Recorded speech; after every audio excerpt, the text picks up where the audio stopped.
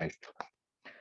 Entonces, ¿se acuerdan que cuando empezó el semestre, que les estaba contando cuál era la temática del curso? Pues tenemos una temática bien clara, ¿no? Que es la imagen del mundo. Y particularmente centrado en este periodo que es la Edad Media, que, bueno, ya después vimos que es como complicado delimitarla entre el siglo V, el siglo XV, etcétera, pero que también esta imagen del mundo que está en la Edad Media le debe mucho a la antigüedad, ¿no? Y que de hecho hay ciertos elementos o ciertos puentes, por llamarlos de alguna manera, que permiten que esa imagen del mundo pase de la antigüedad a la Edad Media, que justamente eran textos como el comentario al sueño de Escipión, que fue más o menos como nuestro punto de partida, ¿no? Y les decía que había escogido este tema eh, por varias razones, ¿no? Y principalmente por dos. Eh, bueno, pero aparte de esas dos razones, les decía que me parecía que no era un tema aislado, no era como agarrar el tema de el amor, por ejemplo, en la Edad Media, que perfectamente lo hubiéramos podido hacer, o no sé, un tema como el Dios, por ejemplo, que está muy, muy presente en la Edad Media. Eh, y no elegimos ninguno de esos temas porque me parece que el tema de la imagen del mundo no es como un tema que podríamos decir que está así como en el librero. Es como si fuera un librero, ¿no? O sea, el tema no es un libro que está en el librero, sino el tema de la imagen del mundo es algo así como el librero. Ujú. Si no hay librero, no hay lugar donde poner esos libros, ¿no? Si no hay una imagen del mundo, no hay donde poner todo lo que se dice después sobre el amor, por ejemplo, ¿no? Que es algo que es muy importante para Marsilio Ficino en el Renacimiento, por ejemplo. Si no hay un librero que es esta imagen del mundo, pues no habrá dónde poner todas esas cosas que se digan quizá sobre la ciudad o sobre el bien y el mal o sobre cualquier otro tema que no es que sean superficiales, por supuesto, sino que suponen ese otro tema que es la imagen del mundo, ¿no? Y esa era la primera razón por la que había elegido un tema como este, ¿no? Que es algo así como un metatema, ¿no? Es algo así como, bueno, subtema es como, creo que no se adecua a lo que quiero decir, ¿no? O sea, está como por debajo de los temas, pero pues más bien es como su fundamento. Entonces, muchas de estas cosas que se dicen en eh, la Edad Media y que se van a decir después en el Renacimiento, suponen este tema que es la imagen del mundo y eso nos lleva a la segunda parte o al segundo punto por el que me interesaba destacar este tema y es que justamente esta imagen del mundo, todo este conjunto de supuestos sobre los que se montan estas otras cosas, va a cambiar en algún momento, ¿no? Evidentemente es predominante durante toda la Edad Media y no va a cambiar sino hasta el Renacimiento, que es justamente hacia pero justamente hace que ciertas cosas que están montadas sobre esto resulten sensibles para tener del mundo, ¿no? Interesante desde todo este conjunto de supuestos, adelantar cambios y también ser conscientes de que hay cosas que nosotros no entenderemos o nos van a parecer absurdas, porque justo compartimos esta imagen. Recuerdan que en algún video que subí sobre Macrobio, donde decía, ¿no? Que Macrobio considera que nosotros, ¿no? Todos los seres tenemos alma, a la manera, pero hay diferentes tipos de almas. Aristóteles consideraba que había eh, vegetativa, que era como la base de la pirámide, y que compartíamos con los animales y con las plantas, ¿no? Que básicamente tiene que ir con la alimentación, con las plantas, perros y nosotros comemos, nos alimentamos. Y este nivel como la pirámide es la sensitiva, ya partimos con ciencia, como su nombre lo dice, o sea, ya no con las plantas, pero sí con los perros. Pero hay un tercer alma que es como el alma intelectual, que es como la punta de la piedra, evidentemente es muy aristotélico, eso está en De Ánimo. Y pues no tiene esta idea de que las almas caen en otro lugar, pero Macrobio. Lo que va a decir Macrobio es que, pues si bien los y los seres humanos tenemos alma, la alma es diferente porque a nosotros nos llega con la parte superior de esta alma, es como si esta alma que tiene esta parte, pero a nosotros nos toca la parte más superior que caminamos erguido, la cabeza es recta como el cosmos y se dirige hacia el cielo. Entonces, por eso la mejor parte del alma. A diferencia de lo que decía de los perros que es picudo y pues apunta hacia la ¿no? O la cabeza de los tlacuaches es como un piquito y pues apunta hacia el cielo.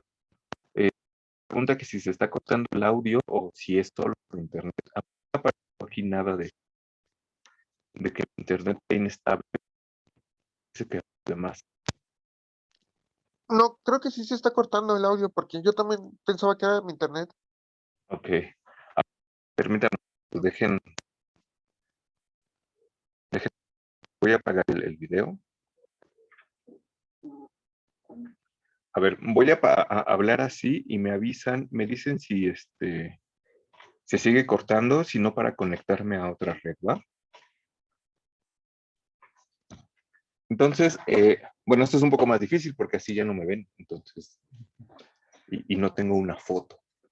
Pero si se corta, avísenme, ¿no? Escríbanme por ahí que no se escuche. Les decía, ¿no? Esta cosa de que los tlacuaches tienen el alma como hacia abajo, eh, y por eso no reciben, perdón, el alma, la cabeza, ¿eh? La cabeza hacia abajo y por eso no reciben como toda el alma, pues es una cosa bien rara, ¿no? Y que a nosotros nos puede parecer completamente extraña porque no compartimos esa imagen del mundo, ¿no? Pero para todos aquellos que comparten una imagen del mundo como más bien platónica y con todos estos elementos, pues tiene todo el sentido del mundo. Bueno, Olivia dice que ya se oye bien así, espero este, que se siga escuchando.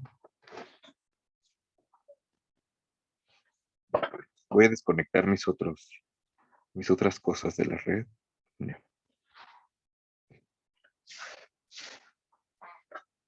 Y entonces, toda esta cosa de la imagen del mundo y de elegir este punto, porque es importante que seamos conscientes de que no es la misma la que tienen los medievales, la que tienen los renacentistas, la que tienen los antiguos que nosotros, es importante como para comprender ciertas cosas, ¿no? A lo mejor para comprender ciertas cosas que antes no comprendíamos, ¿no? Que antes resultan como muy extrañas. O sea, hay un pasaje en Aristóteles, no recuerdo en dónde, si la generación o la corrupción, donde Aristóteles dice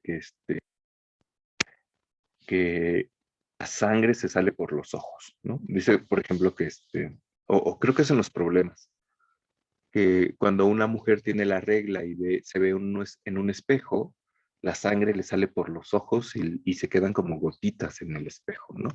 Que es algo que después va a retomar también Marsilio Ficino y va a explicar con eso algo del amor y de cómo se comunica el alma y el cuerpo. Pero es una cosa que si nosotros leyéramos ahorita, pues nos puede parecer completamente descabellado, ¿no? No tiene como mucho sentido, porque no compartimos justamente esta imagen del mundo, ¿no? Para nosotros no tiene sentido, para ellos, para ellos. Y bueno, Eduardo también dice que se escucha mejor. Ahora me siento como en un programa de radio, pero bueno. Eh, Todo eso nos lleva a una pregunta que me parece fundamental, que es si un planteamiento filosófico está basado y depende de una idea del mundo, ¿qué sucede con ese planteamiento cuando esa imagen del mundo deja de tener vigencia? Ujú. Evidentemente, desde la Edad Media hasta la modernidad, ya no se tiene la misma imagen del mundo. ¿Y qué pasa con todos esos planteamientos filosóficos que estaban montados sobre esa vieja imagen del mundo, ¿no? O sea, tienen que desecharse solo por eso. Y les decía, ¿no? Que no es una pregunta que por supuesto fuéramos a contestar a lo largo del curso, o sea, no es una pregunta que podamos decir sí o no de manera tan fácil, pero ahí está, ¿no? Y me gustaría que nos quedáramos con ella. Y bueno, sobre ello voy a regresar un poquito al final. Otra cosa que me gustaría destacar en esta clase, como para cerrar, era el uso de los términos que teníamos en el tema, ¿no? Porque el tema es la imagen del mundo, pero yo les había dicho que esta elección de términos, el término imagen, no era una elección gratuita, ¿no? Había elegido imagen y no estructura del mundo o cualquier otra cosa porque el término imagen estaba ahí deliberadamente puesto, ¿no? Al inicio del curso hablamos un poco de las mediaciones y les había contado que cuando nosotros nos acercamos a estudiar algún tema, sea el que sea, siempre va a haber algunas mediaciones entre nosotros y ese tema, y muchas veces esas mediaciones determinan la manera en que eh, nosotros vemos y entendemos ese tema, ¿no? Les decía que era algo así como nuestro marco teórico por el que nos asomamos, ¿no? Como esa ventana por la que nos asomamos. Y esas mediaciones siempre van a estar ahí, ¿no? Ese marco siempre va a estar ahí. Y pueden ser incluso tan mundanas como por ejemplo la cuestión del lenguaje. Les decía que nosotros ahorita vamos y compramos no sé, los diálogos de Platón en un puesto de periódicos, o Aristóteles, o a Tomás de Aquino en una librería, pero pues eso supone que esos textos están traducidos, porque originalmente están escritos o bien en griego o en latín, ¿no? Incluso autores modernos, si uno quiere leer a Heidegger, seguramente lo leeremos en una traducción al español y no en alemán como Heidegger escribe, ¿no? Ahí ya hay una mediación que de alguna manera puede determinar nuestro acercamiento al texto, ¿no? Porque ya saben que las traducciones siempre son complicadas, es como complicado vaciar un texto de un idioma a otro sin que uno le meta mano, ¿no? O sea, más bien siempre le mete mano uno. Y junto con eso hay otro tipo de mediaciones como la conservación de textos. Textos se quemaron, se conservaron, cómo se conservaron. Les contaba que muchos de los fragmentos de Heráclito, por ejemplo, pues más bien casi todos se conservan porque otros autores dicen que Heráclito decía eso, ¿no? No es que tengamos un libro de Heráclito, y de hecho no tenemos acceso como a ese gran libro de Heráclito que era sobre la naturaleza. O sea, nuestro conocimiento de Heráclito está mediado por esta cuestión, ¿no? Esta cuestión de que está mocho el texto, y pues lo tenemos por lo que dicen los demás, ¿no? Aristóteles, Diógenes, etcétera. Y esta cuestión del texto incluso es, no sé si no sé, o sea, seguro a todos nos ha pasado que vamos a buscar un libro a la biblioteca y no hay, porque alguien se lo robó o ya sacaron todos los ejemplares, o al contrario, hay muchos libros y es como muchísimo más fácil acceder a esos textos, ¿no? O como cuando esta cosa de que, no sé si les tocó alguna vez en la vida, que uno se bajaba del metro Copilco, caminaba hacia la facultad y en el camino les regalaban, estaban los cristianos regalando Biblias, ¿no? Entonces, pues yo podría tener un acceso relativamente fácil al Nuevo Testamento, a la Biblia, pues porque estaba ahí, ¿no? A lo mejor no al Corán, pues porque nadie regala el Corán en el camino a la facultad, ¿no? Entonces hay un montón de cositas ahí, ¿no? Además, si estos textos están prohibidos, como pasaba con la Inquisición, ya hacia el final de la Edad Media, el Renacimiento, si son políticamente incorrectos, si tomo clases con un profesor y a ese profesor le gustan ciertas cosas y otras no, entonces todo eso va como a determinar esto, una suerte de mediación. Y el punto es que estas cosas siempre van a estar ahí, ¿no? No las podemos como quitar. Y les decía que el problema no es que estén ahí, sino que el problema es que no nos demos cuenta que están ahí. Y creamos que el acercamiento que yo hago a un tema es neutro o es objetivo, por decirlo de alguna manera. Y todo esto porque justamente también hay cierto tipo de mediaciones que tienen que ver con nuestras propias limitaciones, ¿no? Yo no puedo ver las cosas con rayos X, pues porque, pues no, mis ojos no ven así, ¿no? Mis ojos ven una gama de colores que, pues no sé, empiezan en el rojo y acaban en el violeta, ¿no? No puedo ver más allá del rojo, bueno, más abajo del rojo, porque si no vería en infrarrojo, ni más allá del violeta, porque si no vería en ultravioleta, ¿no? Entonces, no puedo ver eso. Son como limitaciones físicas que estas las encontramos también con el lugar el lugar en el que estamos en el cosmos, perdón, que es además el único lugar desde donde podemos ver ese cosmos. Ujú. Nosotros estamos parados en algún punto, como seres humanos, en algún punto del planeta además, y dependiendo de ese lugar en donde estemos parados, es la imagen que vamos a tener de este mundo, ¿no? No podemos obviarlo, no nos podemos zafar, bueno, sí podemos zafarnos de ese mundo, eh, pero lo interesante, por ejemplo, es que cuando nos zafamos de ese punto, nos damos cuenta de que nuestra imagen no es absoluta, por así decirlo, ¿no? A lo mejor yo toda la vida he vivido en México, nunca he salido del país y, no sé, aquí se pone el sol, bueno, ahorita a las 6, ¿no? Y sale a las 7 y yo puedo creer que es perfectamente normal, ¿no? Y yo puedo hacer toda una teoría religiosa, filosófica, cultural, tomando en cuenta que el sol sale a cierta hora y se pone a cierta hora sin darme cuenta de que ese elemento determina mi imagen del mundo, ¿no? Y decir, pues claro, todo mundo se tiene que ir a dormir a las 10 de la noche y despertarse a las 6 de la mañana porque a esa hora sale el sol y todo lo rige el sol. Pero yo puedo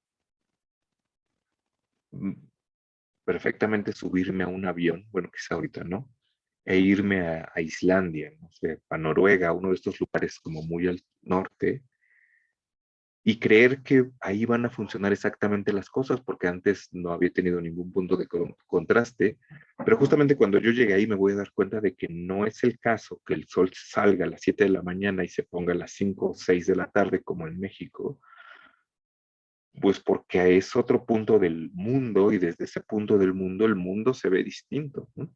Y es probable que mientras, bueno, no es probable, de hecho, mientras más al norte me vaya, puede que me toque que o los días duren 6 meses, o sea, que literalmente el sol esté ahí en el horizonte 6 meses, o dependiendo de la fecha del año, que literalmente todo el tiempo esté oscuro.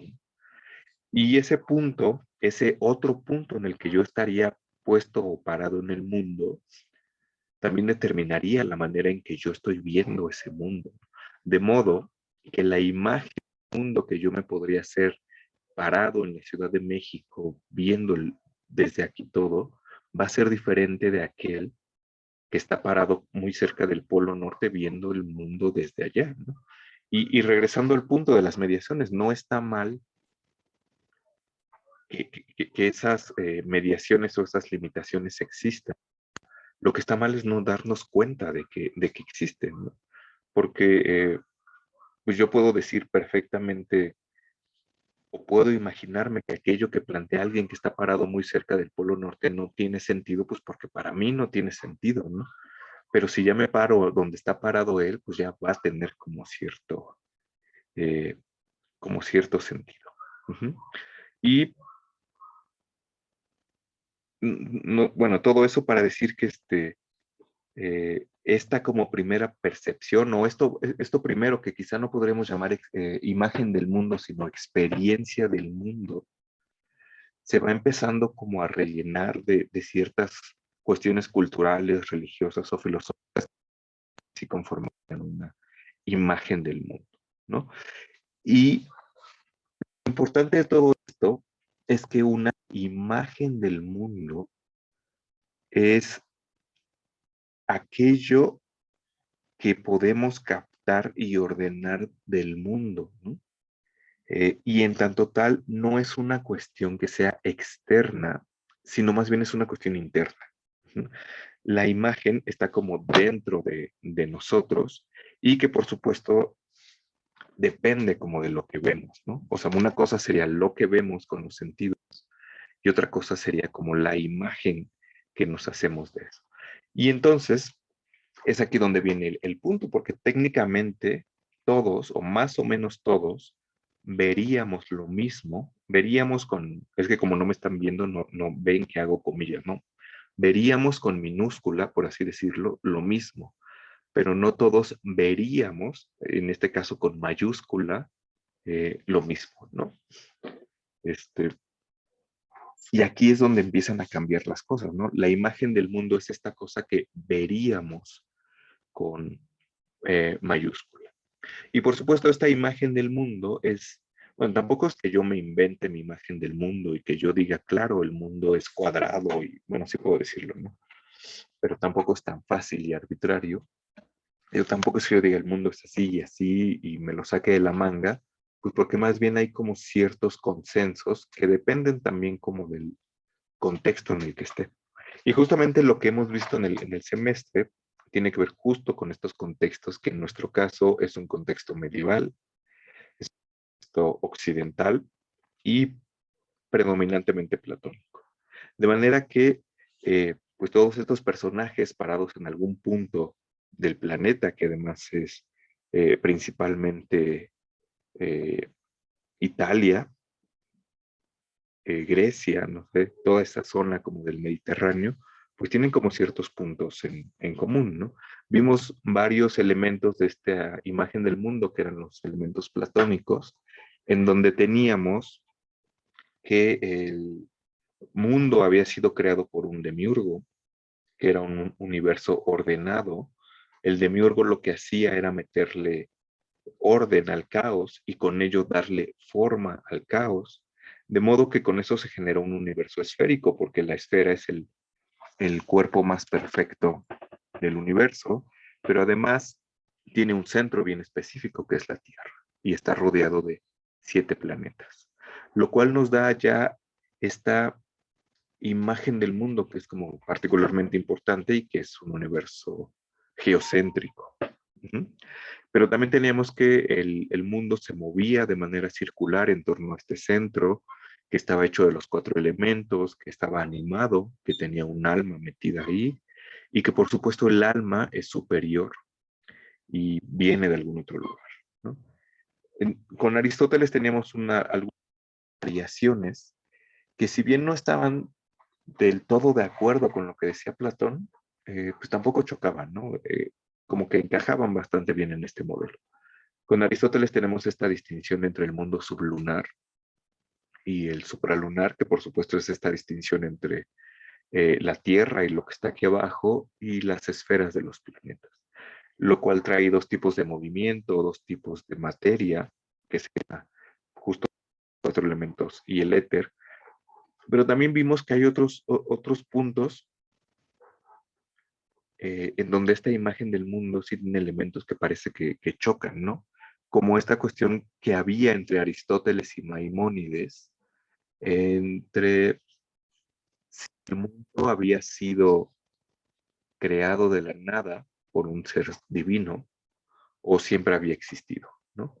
Y aquí nota un poco más esta idea de la imagen del mundo, ¿no? Porque técnicamente, digo, tanto Maimónides como Aristóteles, salvo por esta distancia grande de tiempo de, no sé, 17 siglos, están parados en un punto del mundo bien específico que es el Mediterráneo, ven más o menos lo mismo, pero su imagen del mundo aquí empieza a chocar, ¿no? Eh, para Aristóteles parece más racional suponer que el mundo ha existido siempre y siempre va a existir, pero para Maimónides, como vimos en algún momento, pues es muchísimo más fácil y trae menos contradicciones suponer que el mundo fue creado en algún momento específico, lo cual además empata perfectamente con las escrituras, ¿no? Entonces son como aquí que van teniendo ciertos conflictos entre la imagen del mundo de otro personaje, pero en términos generales, la estructura o la superestructura no sufre como mayor cambio. Y teníamos otros elementos en esta imagen del mundo que eran un poco complementarios y que habíamos visto en otros autores como Ramón Lull o como Isidoro de Sevilla, en donde teníamos que hay una equivalencia muy fuerte entre el lenguaje y las cosas con las que se designa eh, o a las que se refiere ese lenguaje, ¿no? Por supuesto, en el caso de la Cábala y esta mística judía, pues era más fuerte, o sea, esta relación era muchísimo más fuerte. De modo que había una liga indisoluble entre el lenguaje y materia, ¿no? También tenemos como este orden matemático del cosmos que se veía reflejado en el movimiento de las esferas, y no solamente en el movimiento, sino que ese movimiento generaba música, de modo que había música de las esferas, y en un nivel menos físico, teníamos esta idea de que hay una escala que desciende y asciende también, pero bueno, desciende desde Dios, la divinidad, la unidad, hacia la materia, pasa por grados intermedios, y del mismo modo podemos ascender hacia ellos, ¿no? Y junto con esto, esta otra que vimos en las últimas clases, con Nicolás de Caja o con Maestro Eckhart, y estas cuestiones como más místicas, en donde se supone que hay un límite y una barrera infranqueable entre la divinidad o la unidad y la multiplicidad o la materia, ¿no? Hay un límite que no se puede superar y que separa como todas estas cosas. Que en Nicolás de Cusa estarían identificados por estos dos momentos del despliegue de Dios, en donde la parte de arriba a la que no podemos acceder y que está como más allá de cualquier barrera, que es la complicatio, eh, está separada de la explicatio, ¿no? Que la complicatio es como todo ese universo compactado en una sola cosa, que es Dios, los contrarios se funden, y la explicatio es otra cosa, todo este mundo o toda esa como amalgama divina, pero explicada en las cosas materiales, ¿no? De modo que tenemos que todas estas, que hay dos elementos que conforman este mundo, pues conviven armónicamente, no tienen mayor problema entre ellos más que esta cuestión entre Aristóteles, Maimónides, algún punto ahí que tendrá que ver con elementos religiosos, pero pues más o menos todos comparten esta imagen del mundo, ¿no? Porque de nuevo, el mundo se ve desde donde están parados. Parece, o ellos ven, que la Tierra está inmóvil, que los astros se mueven alrededor de la Tierra, el día y la noche determina cosas y empieza ahí como a cargarse de elementos culturales, filosóficos, etcétera, y pues más o menos todos están de acuerdo con ellos.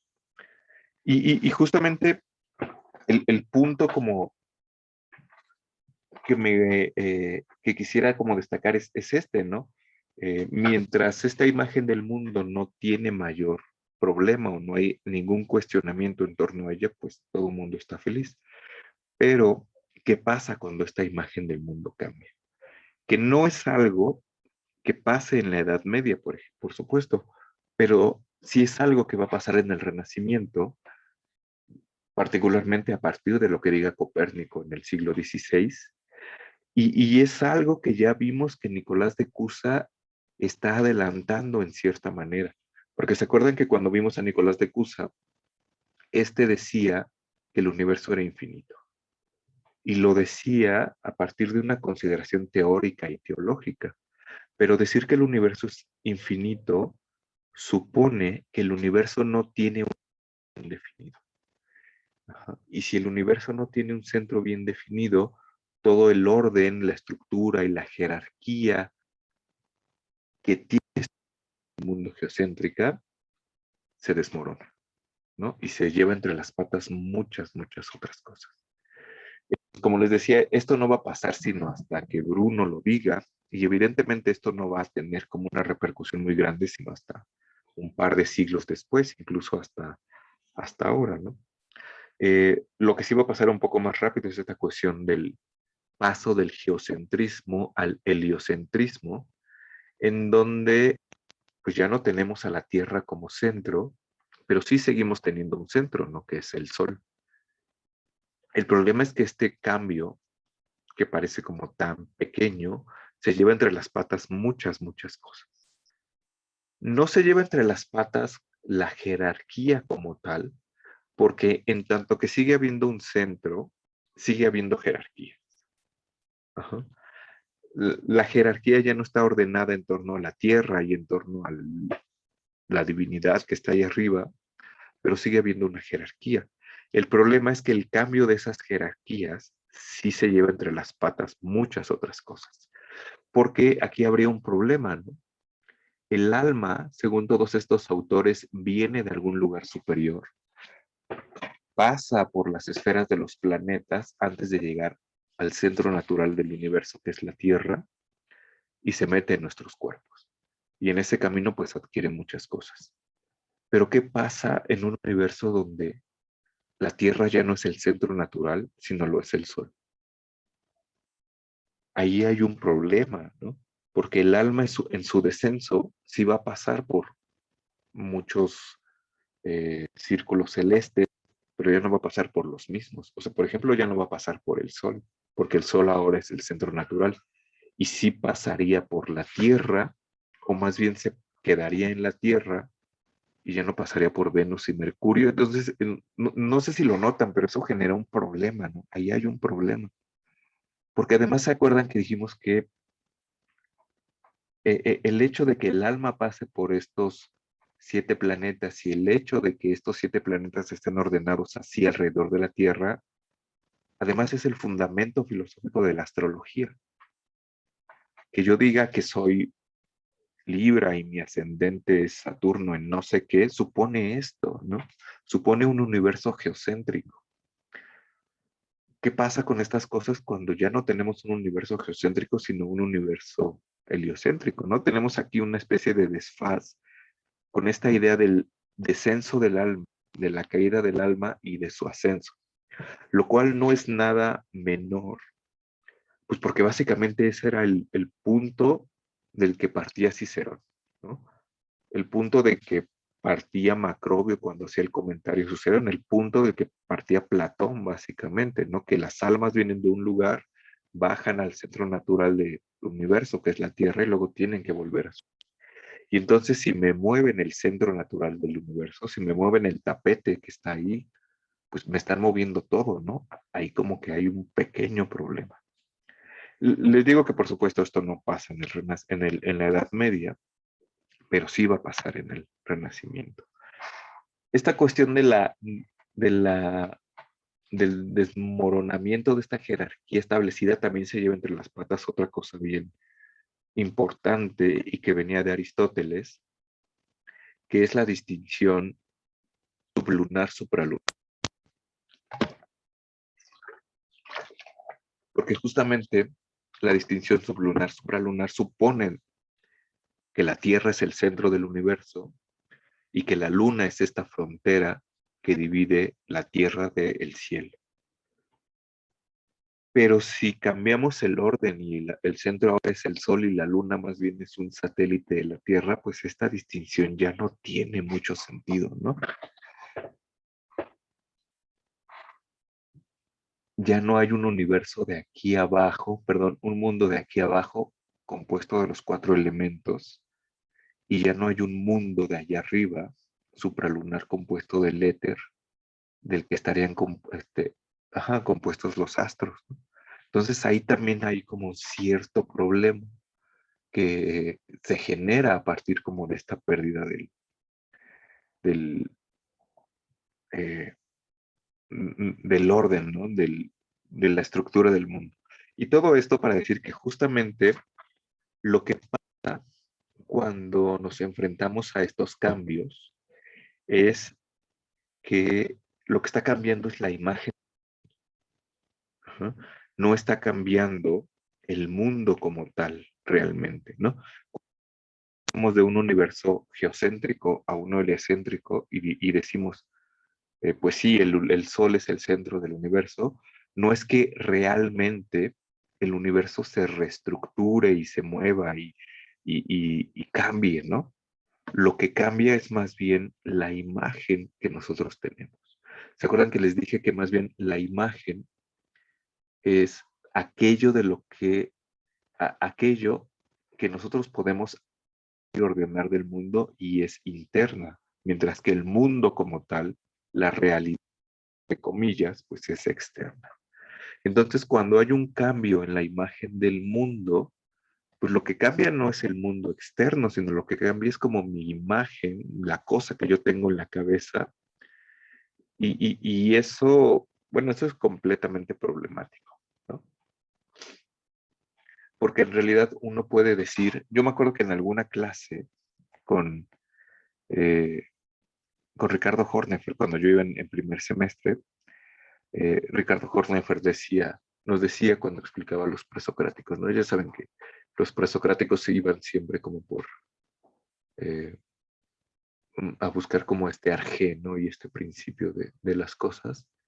Y pues para cada uno era diferente, ¿no? El fuego, el agua, el sol. Bueno, el sol no. El, este, el aire, lo indeterminado, etcétera. Y dice, pues es que el problema no es el mundo, o sea, el mundo está ahí, el mundo es. El problema somos nosotros, ¿no? Y justamente lo que nosotros hacemos cuando tratamos de explicar el mundo es generarnos una imagen del mundo. Ujú. De manera que por eso elegí este término de imagen del mundo, porque hablar como de la estructura del mundo, la estructura del universo en la Edad Media, eh, supondría eso, ¿no? Supondría una explicación que de nuevo es una imagen y de nuevo es interna, no es definitiva y puede cambiar. Y eso nos lleva siempre a con la que me gustaría que nos quedáramos y que cerráramos todas estas cuestiones del curso, que es, bueno, siempre hay una imagen del mundo, ¿no? Estemos donde estemos, siempre tendremos una imagen del mundo, que es como este conjunto de supuestos que lo explican, sin el cual no lo podemos entender. Será diferente como dependiendo de la cultura, del tiempo, del momento en el que estemos parados, ¿no? Pero si un planteamiento filosófico está anclado fuertemente en una cierta imagen del mundo, ¿qué pasa con ese planteamiento filosófico cuando esta imagen del mundo cambia? Por ejemplo, para Macrobio, para Cicerón, en el sueño de Cipión, ¿se acuerdan? Que lo que uno tendría que hacer en esta vida es servir al Estado, porque si uno sirve al Estado cuando se muera, pues ya podrá regresar a donde el alma proviene. Esto supone una imagen del mundo bien definida, geocéntrica, jerárquica, donde el alma está en un lugar fundamental. ¿Qué pasa con estos planteamientos cuando esta imagen del mundo deja de tener vigencia? Solamente por eso tenemos que desechar todo lo que está montado sobre ello. Solamente por eso ya no debemos servir al Estado o hay algo que sobreviva y que se pueda rescatar de todo esto, ¿no? ¿Qué pasa con la música? Por ejemplo, que Macrobio decía que la música de alguna manera nos conectaba con los astros, ¿no? Y con el cielo,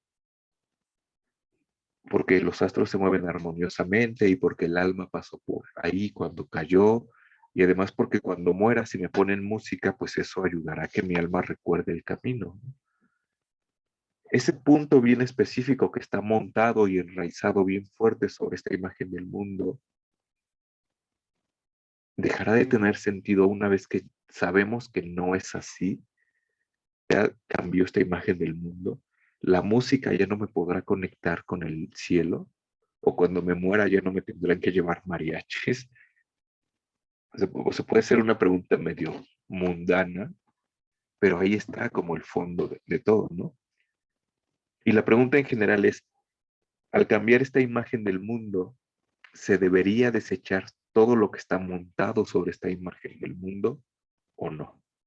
Y por supuesto no es una pregunta que podamos responder ahorita o que podamos responder como tan fácilmente en un semestre, pero personalmente yo creo que eh, no todo debe desecharse, ¿no? No todo puede desecharse.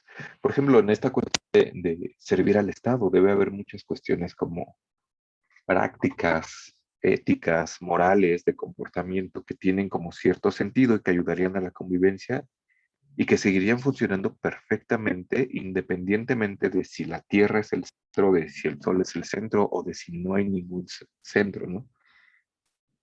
No matar a la gente que a lo mejor está eh, montado sobre esta imagen del mundo o no suicidarse, es algo que a lo mejor puede sobrevivir independientemente de cuál sea el centro del universo o de cuál sea la imagen del mundo en turno, ¿no?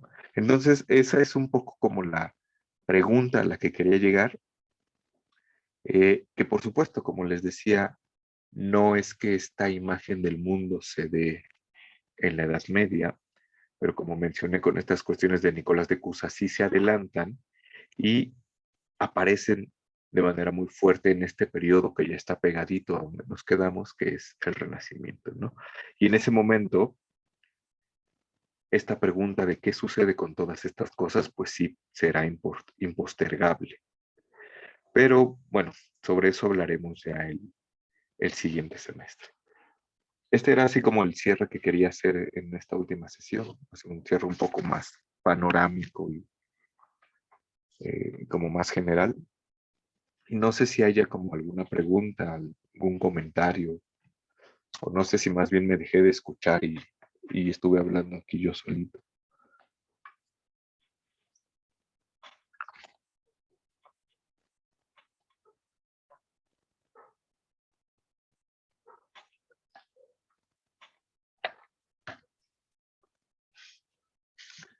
Bueno, Ale, todo se escuchó. Sí, no sé, tengo un problema porque actualicé el sistema operativo de mi compu y desde entonces como que fallaba acá el Bluetooth con la bocinita esta que tengo. Pero pero bueno, ese era como el planteamiento general y todo este objetivo del curso, que era un poco ser conscientes, ¿no? De esta imagen del mundo presente en la Edad Media, porque justamente ser conscientes de eso, pues nos puede ayudar a comprender ciertas cosas. Pero bueno, no sé si hay algún comentario, alguna duda, algo que quede volando. Pues yo tengo una duda. Sí, Julio. Digamos que el quiebre de esta imagen del mundo medieval sucedió directamente por el cambio del modelo geocéntrico a un heliocéntrico o qué habrá pasado en realidad para que pues se diera este cambio del medievo al renacimiento, porque bueno, unos dicen también que pudo haber sido el acontecimiento del descubrimiento de América o esto, ¿no? El cambio de modelo. La verdad, para mí, bueno, parece ser que, pues, son varias cosas, ¿no? Que se conjuntan en el siglo XVI, Mm, pero ¿qué opinión nos podría dar usted con base a lo que hemos estado hablando? Pues parecería, según lo que he dicho en todo este tiempo, que este cambio solamente se da a partir del geocentrismo al heliocentrismo, ¿no? Pero sí hay algunos otros factores.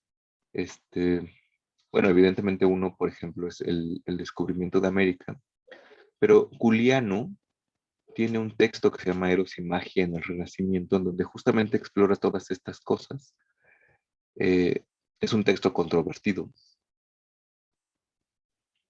Y lo que dice él es que entre otros muchos factores que se dieron en el siglo XVI tenía que ver también el surgimiento del protestantismo.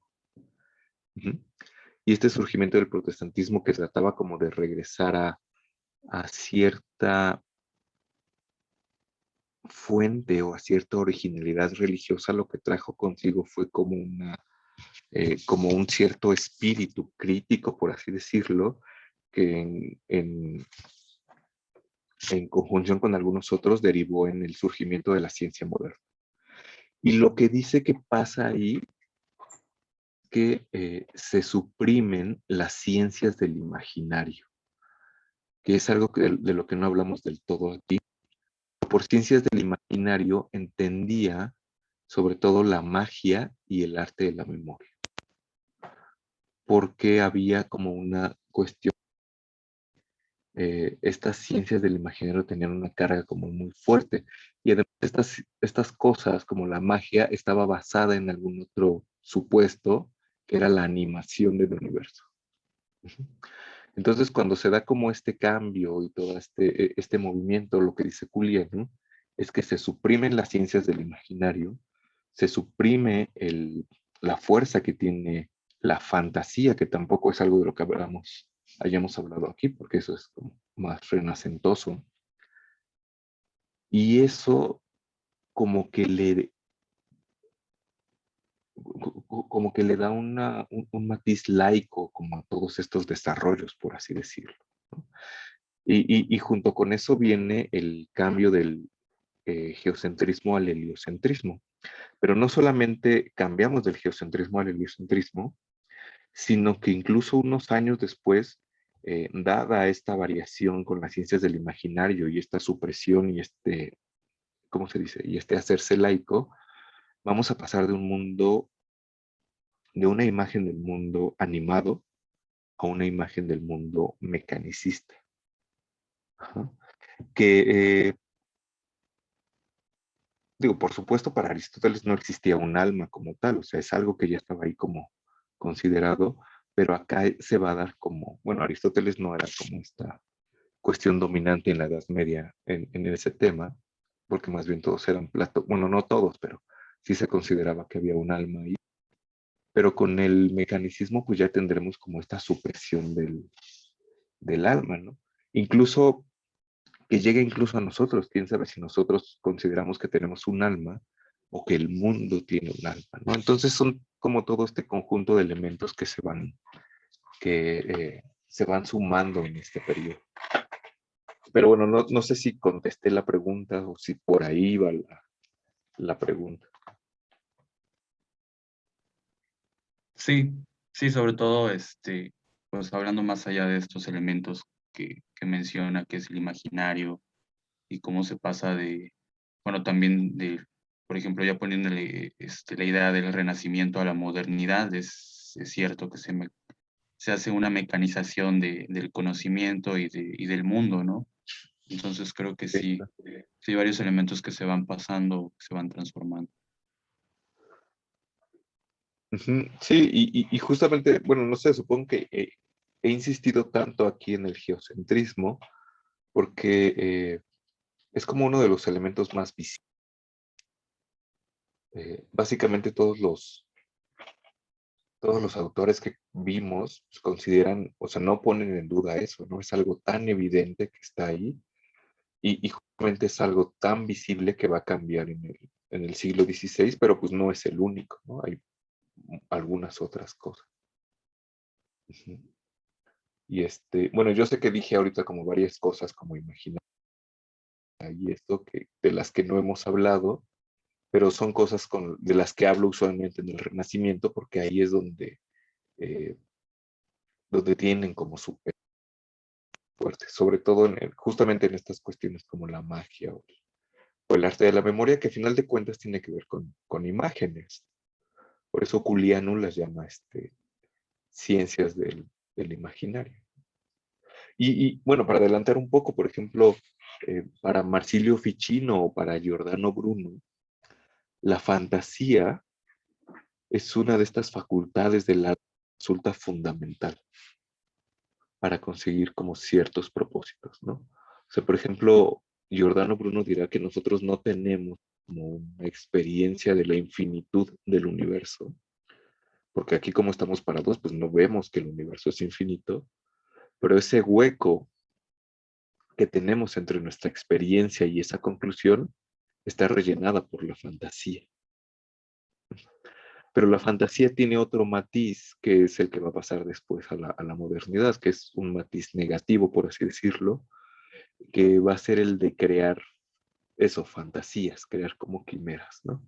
El ejemplo de Ficino es que la fantasía, bueno, es que los sentidos, por ejemplo, te van a dar la imagen de un caballo y de un pollo, de una gallina, de un águila, algo que tenga alas.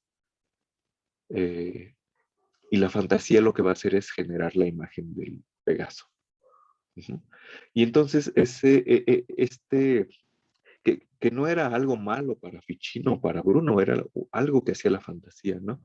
Pero este matiz como quimérico que tiene la fantasía va a hacer que se abandone en un periodo más racional de la filosofía, ¿no? En un periodo moderno. De hecho, si han leído el Tratado de la Naturaleza Humana de Hume, tiene un problema con la fantasía, porque la fantasía tiene este matiz quimérico, ¿no? Y si acaso se queda con la imaginación, que también tiene problemas por ahí con la imaginación. Pero el caso es que esta facultad que se desprecia ya después en la modernidad, que es la fantasía, en el Renacimiento, es como súper fundamental, ¿no? O sea, básicamente todo está ahí por la fantasía. Y en este nuevo universo más mecanicista, más laico, más secular, pues no tiene cabida. Y es una de las cosas que también propicia este cambio en la imagen del mundo, ¿no? La fantasía ya no es aquella facultad que te ayuda a rellenar cosas y ahora tendremos pues otra cosa, ¿no? A lo mejor un nuevo órgano, como dirá Bacon, ¿no? El surgimiento de la ciencia moderna, el método científico, etcétera. Entonces eso se suma y va de la mano pues justamente con este cambio que es el cambio de paradigma del geocentrismo al heliocentrismo.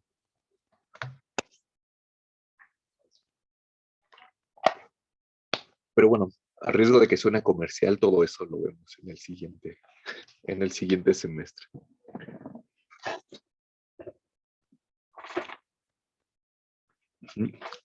Pero bueno, espero que haya contestado más o menos mejor, haya quedado un poco más claro lo que había comentado. Y pues no sé si hay alguna otra cosa por ahí volando.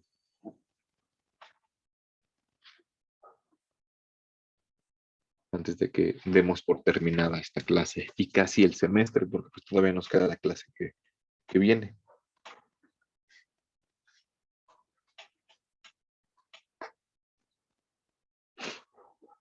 ¿No? Bueno, pues si no, la clase que viene, que ya es la última, la vamos a dedicar a que nos comenten lo que van a hacer o lo que van a entregar. Les recuerdo, y lo voy a subir al rato a un PDF al Classroom y a Facebook. Les recuerdo que para la evaluación final tienen 3 opciones, que es 1, escribir 3 entradas para el blog colectivo que tenemos, y cada una de las 3 entradas debe tener una extensión máxima de 2 cuartillas. La estructura de cada una de las entradas es más o menos libre, pero la idea es que puedan relacionar cualquier cosa que se les ocurra con algún punto específico de la clase, ¿no? Cualquier cosa, de verdad. Si se les ocurre en los Simpsons, si se les ocurre Spider-Man, Superman, lo que sea, y pueden relacionarlo con algún punto que vimos en la clase, ahí está como el tema de pues de sus entradas. En algún semestre, donde el tema principal del curso era la imaginación y la fantasía, un chico hizo un trabajo sobre un capítulo una entrega sobre un capítulo de Rick and Morty, en donde les ponen unas máquinas a los papás de Rick, ¿no? Para que cada uno pueda ver cómo lo ve su pareja. Entonces la esposa ve a su esposo así como un gusano y el esposo ve a la esposa pues como un monstruo, ¿no? Así que se lo quiere comer. Eso es justamente una imagen. En los contextos de ese curso diríamos que eso es una imagen fantástica de eso que tiene que ver un poco con nuestra imagen del mundo, ¿no? Al final de cuentas, lo que nosotros tenemos del mundo externo es una imagen. Entonces parece que Rick and Morty no tiene sentido con la Edad Media o con el Renacimiento, pero pues ahí estuvo como relacionado. Hubo alguien más que hizo un capítulo de Los Simpsons sobre cuando Homero no se acuerda de qué soñó. Alguien más hizo una cosa de Pokémon. No sé, de verdad, cualquier cosa que se les ocurra. Alguien hizo una cosa sobre una película que estaba basada en el Castillo de la Pureza, en donde no dejaban salir a la gente de la casa. Entonces, de verdad, cualquier cosa puede servir. Esa es una opción. 3 entradas eh, para el blog, de no más de 2 cuartillas. Las 3 pueden estar interrelacionadas o pueden ser independientes entre ellas. La otra opción es un poco más ortodoxa, porque pueden escribir un trabajo, un ensayo, entre 7 y 10 cuartillas, ¿no? En el que igualmente exploren algún tema del curso. Solo que ahí pues sí tendrán que poner bibliografía, aparato crítico y estas cosas, ¿no? Como más formales.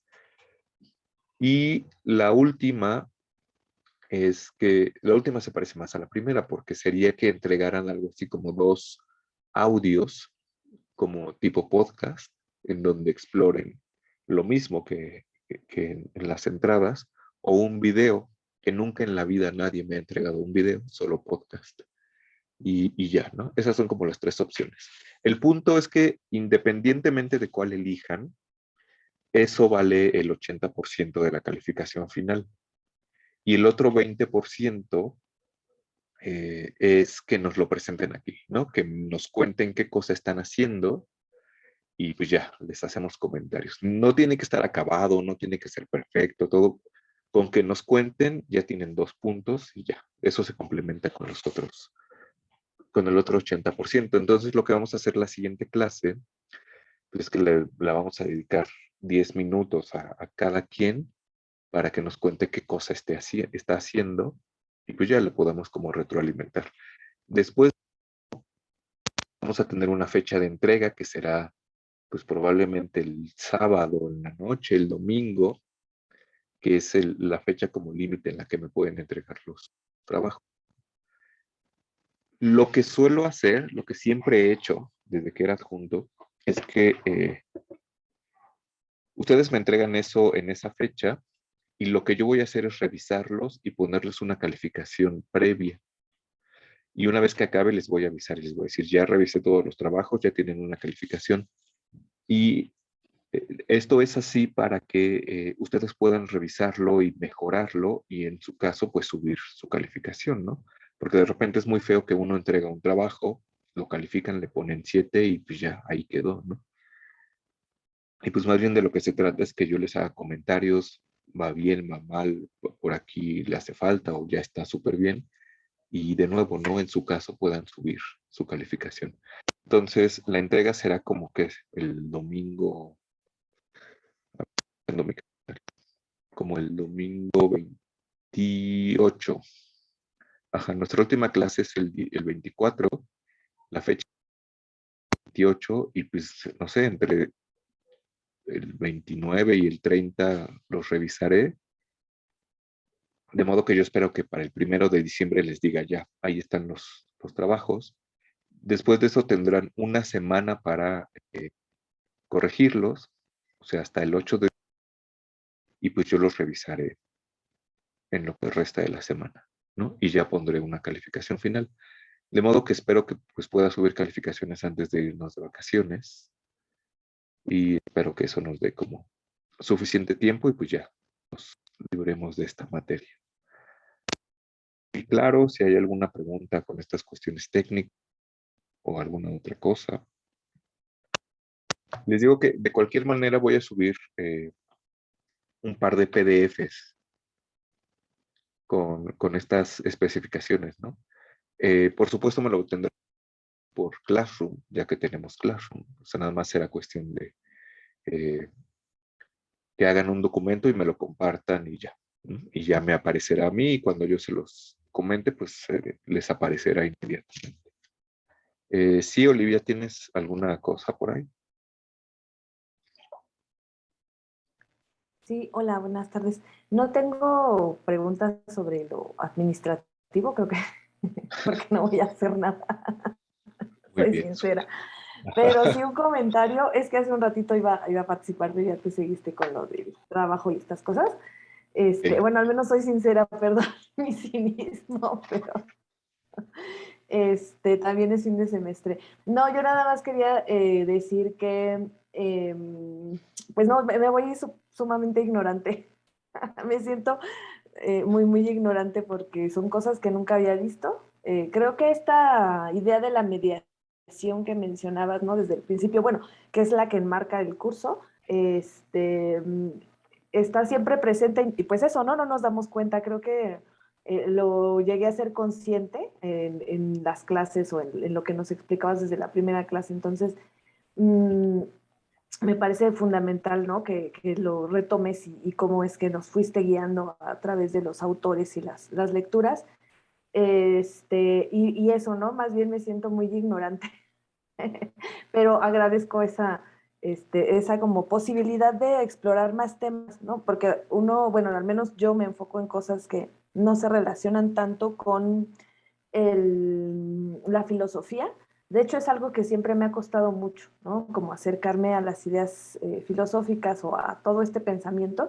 Me cuesta mucho entender o tratar de comprender, no sé por qué, pero a veces hay cuestiones que no comprendo del todo, ¿no? Por ejemplo, lo que hablabas de la imaginación, y toda esta historia que yo siento que hay un vacío enorme que tengo, pero bueno, es un reto, ¿no? Como el ponerme a estudiar.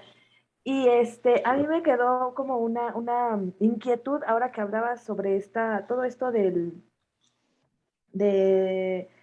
del cambio de lo geocéntrico, ¿no? A lo heliocéntrico, porque no, pues uno ve, ¿no? Que pasan estas cosas, bueno, que pasaron, ¿no? Históricamente y que la transmisión de las ideas fue distinta, pero nunca nos ponemos bueno, ahorita lo que yo me puse a pensar a partir de lo que comentabas, pues es si en algún momento estas ideas permearon en otro tipo de obras que no fueran las científicas, entre comillas, las de las artes, ¿no? Es decir, la astronomía, la filosofía, que no fueran obras de la universidad, pues académicas, ¿no? Digo, es un término que no se utiliza, pero ahora está de moda usar anacronismos, ¿no? En todas partes, bueno. Entonces, como en otro tipo de obras, no sé, nunca lo había visto, no sé si tú lo has visto en literatura, o más bien, no, yo no me había puesto a pensar en ello, ¿no? O sea, porque ahí está, uno puede ver, ve cambios de paradigma. No me había hecho consciente de que pues sí, ¿no?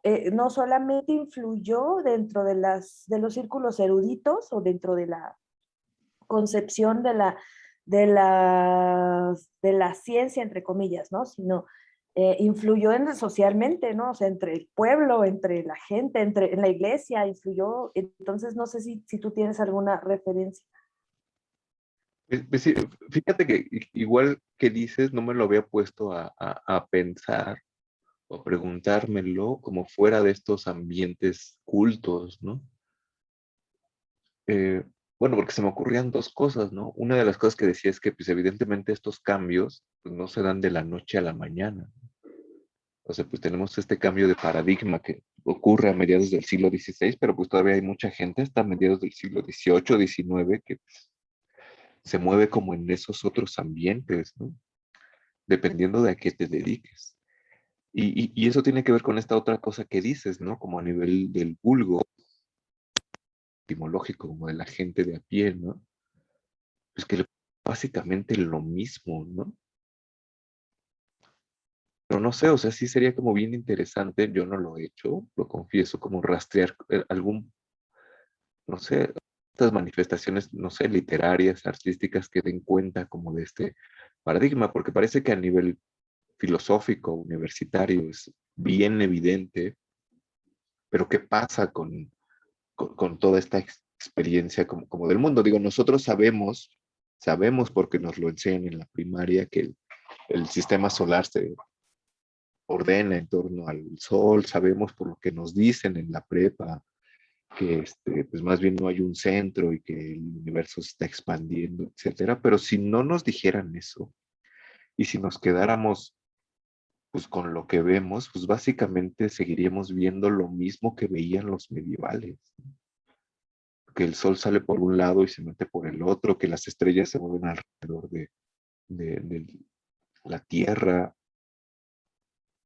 y sus implicaciones, pero sí sería bien interesante rastrear algunas de estas manifestaciones culturales, ¿no? Te digo, no lo he hecho, no se me ocurre como ahorita alguna, pero sería bien interesante, ¿no? Digo, no se me ocurre alguna más que esta cosa que está en la Biblia, no me acuerdo si no sé en qué libro, ¿no? Creo que es Samuel, cuando hay una batalla y que dicen que Dios detuvo el sol para que no se hiciera de noche y la batalla pudiera seguir y ganaran, ¿no? Los israelitas. O sea, esta es una muestra, por ejemplo,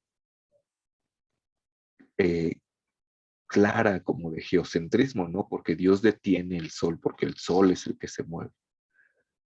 Debe haber algunas otras en donde veamos ese otro lado de la moneda, ¿no? Pero no, te soy sincero también, no las ubico en este momento. Pero es una buena, es una buena pregunta.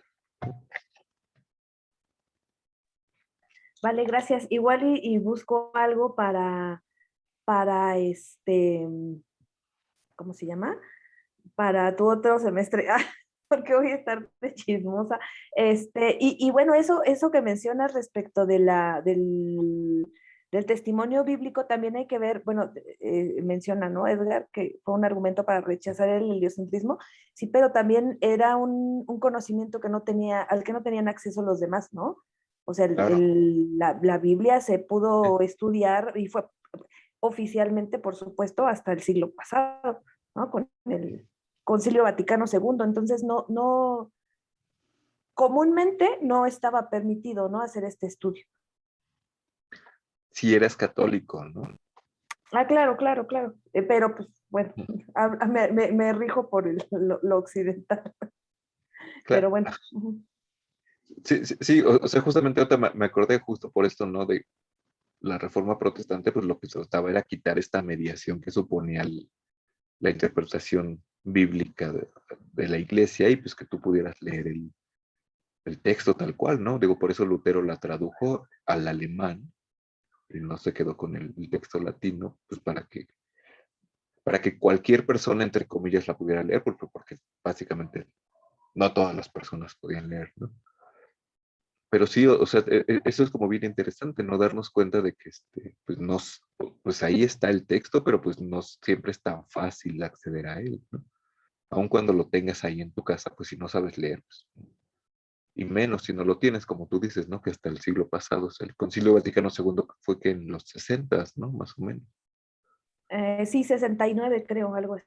Mm. Sí, y sí, bueno, o sea, oficialmente ya se podía, cualquiera podía estudiar, pero, o sea, es esto, ¿no? Como en América, el control de la Inquisición, ¿no? De la Iglesia, o Claro. sea, la persecución de judíos, de protestantes, cómo influyó en la transmisión de ideas y en que estuviera ese control en toda la población y no fuera posible acceder a este tipo de textos, ¿no? Más que a los oficiales o a los que no tenían censura, no sé. Sí, claro, ¿no? Y eso es justamente una de estas cosas a las que me refería hace rato, ¿no? Una de estas mediaciones con a qué tienes acceso, porque a veces ese acceso, pues es inocente o ese no acceso, ¿no? Como de, pues no hay libros, se quemó, bla, bla, y hay otro acceso o no acceso ideológico, en donde pues hay alguien que dice, pues este sí, este no, etcétera. Entonces es más complejo pues de lo que parece. Sí, bueno, son muchas cosas, pero no, muchas gracias. Yo agradezco que me hayas permitido entrar y que me vas a permitir seguir de metiche, pero a veces no participo y eso porque no sé, o sea, hay cosas que no, soy muy sincera, no sé, no tengo como las herramientas para opinar o decir algo, porque no sé. Pero muchas gracias. Y yo creo que esta ya es mi última intervención en tu clase, ya la otra ya no. Pero gracias, Oscar. Bueno, gracias a ti. Bueno, para quien no sabe, Olivia es oyente, entonces no es que sea la alumna rebelde que dice, yo no voy a hacer trabajo final, sino que más bien es oyente. No es de filos, entonces por eso dice que no tiene como algunos elementos para entender. No, pero gracias a ti, Olivia, por estar por acá, así como la constancia y el interés por estar por aquí. Y pues sí, pues el semestre que viene estaremos acá. Bienvenida de nuevo. Y bueno, no sé, regresando ahora a la cuestión administrativa, o si quedó alguna otra cosa igual sobre la temática, si hay algo más que agregar o no sé, algo que quede volando antes de dejarla por acá.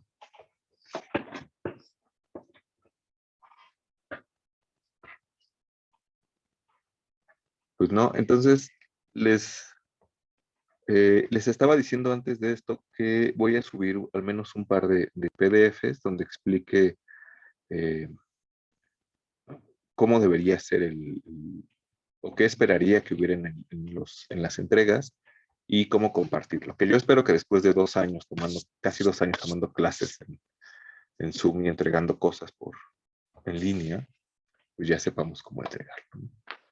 Pero bueno, si eso es todo, pues si ya no hay nada, perdón, pues eso sería todo.